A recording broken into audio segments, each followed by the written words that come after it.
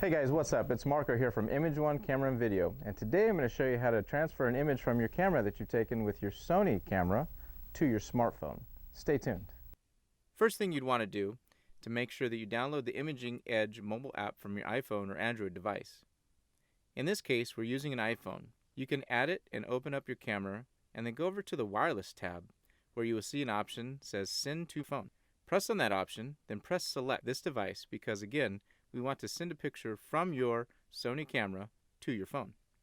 Then you can select whether you want to send only one image or bulk images all at the same time. You can also select different days that your images might have appeared from your camera's SD card. In this case, you want to select just the single image.